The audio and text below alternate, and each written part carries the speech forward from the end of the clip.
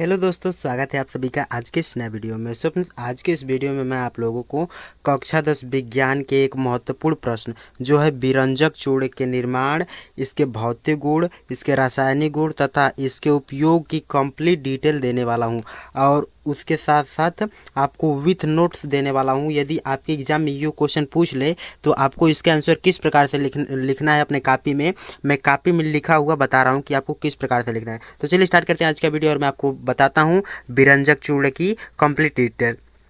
देखिए, क्वेश्चन में हम लोगों से पूछा गया है कि विरंजक चूर्ण के निर्माण तथा इसके रासायनिक एवं भौतिक गुण का वर्णन कीजिए। इसके साथ साथ इसके सामान्य परिचय को बताऊंगा और इसके उपयोग को भी बताऊंगा। और ये आपके एग्जाम में 4 से 6 नंबर में पूछा जाता है। कभी कभी केवल इसके भौतिक गुण या रासायनिक गुण ही 2-2 नंबर में पूछ ले जाते हैं। तो आप पूरी वीडियो लास्ट तक देखिएगा, आपको पूरा क्वेश्चन समझ में आ जाएगा। तो चलिए स्टार्ट करते हैं। देखिए, यहाँ पे उत्तर में हम लोग को लिखना किस प्रकार से है, हेडिंग डाल के लिखना है इसका सामान्य परिचय। सामान्य परिचय में हम लोग को लिखना है जैसे इसका रासायनिक नाम। तो इसका रासायनिक नाम क्या होता है, कैल्शियम ऑक्सोक्लोराइड। विरंजक चूर्ण का रासायनिक नाम याद कर लीजिए, कैल्शियम ऑक्सोक्लोराइड। और इसका सामान्य नाम क्या होता है, तो विरंजक चूर्ण होता है। यही हम लोग को पढ़ना है, मतलब किसी के बारे में जानना है। और इसका अणु सूत्र क्या होता है, तो CaOCl2 कैल्शियम ऑक्सोक्लोराइड। और इसका अणुभार कितना होता है, तो 127 मतलब 127 होता है।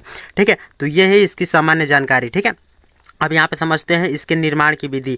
तो किस प्रकार से होता है इसका निर्माण विरंजक चूर्ण का। यहाँ पे लिखा गया है कि विरंजक चूर्ण का निर्माण शुष्क भूजे हुए चूने में क्लोरीन से क्रिया द्वारा होता है। जब हम शुष्क भूजे हुए चूने में क्लोरीन से क्रिया कराते हैं तो विरंजक चूर्ण अर्थात कैल्शियम ऑक्सोक्लोराइड का निर्माण होता है। जैसे यहाँ पे है कैल्शियम हाइड्रोक्साइड और इसको हम लोग क्लोरीन से अभिक्रिया कराएंगे तो क्या बना, कैल्शियम ऑक्सोक्लोराइड और H2O। यही क्या हो गया, विरंजक चूर्ण का निर्माण हो गया। तो विरंजक चूर्ण के निर्माण की विधि ये है। अब समझते हैं विरंजक चूर्ण के भौतिक गुण। इसका भौतिक गुण क्या होता है, देखिए यहाँ पे दिया गया है कि इसके भौतिक गुण क्या है, निम्नलिखित है। पहला क्या है, यह हल्के पीले रंग का होता है। विरंजक चूर्ण जो होता है हल्के पीले रंग का होता है। और फिर यहाँ पे दिया गया है यह जल में अल्प विलेय होता है। जब इसे जल में घोला जाता है तो पूरी तरह से घुलता नहीं है, इसके कुछ पार्टिकल्स बच जाते हैं। और यहाँ पे दिया गया है कि इसका जलीय विलयन दुधिया, इसका जलीय विलयन जो होता है वो दुधिया होता है, मतलब सफ़ेद टाइप का होता है। जिससे हम अपने घरों को पेंट करते हैं तो वो सफ़ेदी टाइप का होता है। तो इसका जलीय विलयन क्या होता है, दुधिया होता है। अब यहाँ पे दिया गया है कि इसमें से क्लोरीन की क्या आती है, गंध आती है, क्योंकि ये क्लोरीन से ये अभिक्रिया के दौरान बना है। कैल्शियम हाइड्रोक्साइड से में जब क्लोरीन से अभिक्रिया कराया है तभी बना है, तो इसमें क्लोरीन की गंध आती है। तो ये है इसके भौतिक गुण। अब देखते हैं इसके रासायनिक गुण। इसका रासायनिक गुण मोस्ट इंपॉर्टेंट है। ये आपके एग्जाम में किसी न किसी रूप में पूछ लिया था, मतलब कि 2 नंबर में आपको एक भौतिक गुण पूछ लेगा।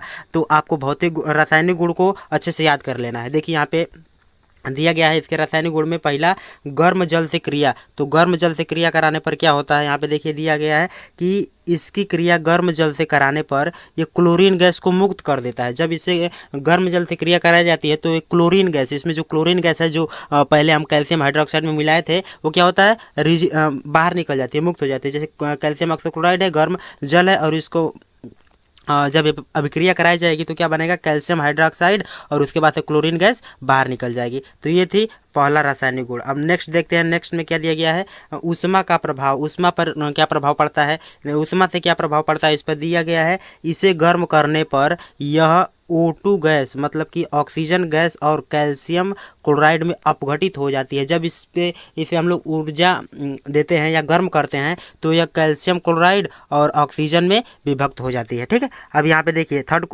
इसका रासायनिक गुण क्या दिया गया है कि कार्बन डाइऑक्साइड तथा तनु अम्ल से क्रिया। जब कार्बन डाइऑक्साइड और तनु अम्ल से क्रिया कराया जाता है तो क्या परिवर्तन होता है। देखिए कलर चेंज कर ले, पहले दिया गया है कि इन दोनों की क्रिया विरंजक चूर्ण से कराया जाता है तो क्लोरीन गैस उत्पन्न होती है। इसे प्राप्य क्लोरीन कहते हैं। जब कैल्शियम ऑक्सोक्लोराइड की क्रिया कार्बन डाइऑक्साइड से या कैल्शियम ऑक्सोक्लोराइड की क्रिया सल्फ्यूरिक अम्ल H2SO4 से कराई जाती है तो दोनों स्थिति में हम लोग को क्लोरीन गैस मिलता है, क्लोरीन गैस मिलता है। तो इसी क्लोरीन गैस को हम लोग बोलते हैं प्राप्य क्लोरीन। जैसे कि जब अभिक्रिया कराएं तो कैल्शियम कार्बोनेट बना और उसके बाद क्लोरीन गैस निकली। और कैल्शियम ऑक्सोक्लोराइड की जब क्रिया सल्फ्यूरिक एसिड से कराए तो क्या बना, कैल्शियम सल्फेट बना और H2O बना और क्लोरीन गैस बना। ठीक है, तो ये है इसका कार्बन डाइऑक्साइड तथा तनु अम्ल से क्रिया कराने के दौरान जो परिणाम निकलता है वो। अब देखिए नेक्स्ट है विरंजक क्रिया। ये इसका मोस्ट इंपॉर्टेंट रासायनिक गुण है। ये आपसे अकेले 2 नंबर में पूछ लेता है। और इसमें हम लोग को लिखना क्या है, देखिए दिया गया है तनु सल्फ्यूरिक अम्ल H2SO4 से क्रिया के दौरान कैल्शियम सल्फेट, H2SO4 से जब क्रिया होती है तो कैल्शियम यहाँ पे देखिए कैल्शियम क्लोराइड बनता है, कैल्शियम सल्फेट बनता है, वो हाइपोक्लोरस अम्ल मतलब कि HOCl बनता है, ठीक है। तथा HOCl को अपघटित करने पर HCl तथा O नवजात ऑक्सीजन प्राप्त होता है। जब इसकी क्रिया हम लोग सल्फ्यूरिक अम्ल से कराते हैं तो कैल्शियम क्लोराइड बनता है, कैल्शियम सल्फेट बनता है और उसके साथ हाइपोक्लोरस अम्ल बनता है। और ये जो हाइपोक्लोरस अम्ल होता है जब ये खुद अपघटित होता है तो नवजात ऑक्सीजन देता है। नवजात ऑक्सीजन को हम लोग हमेशा ब्रैकेट में लिखते हैं, वरना ऑक्सीजन को हम लोग O2 लगा के लिखते हैं, ठीक है।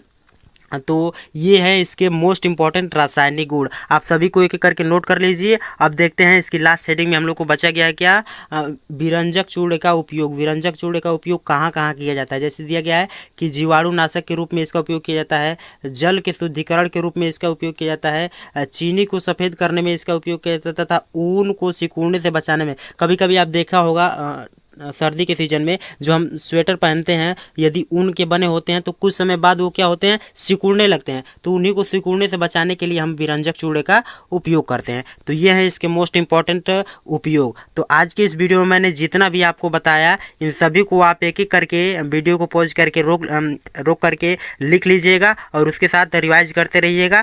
मैं आशा करता हूँ कि आज का पूरा वीडियो आपको समझ में आया होगा। यदि कोई डाउट हो तो आप मुझसे कमेंट में पूछ सकते हैं। मिलते हैं अगले वीडियो में, तब तक के लिए धन्यवाद। जय हिंद, बाय बाय।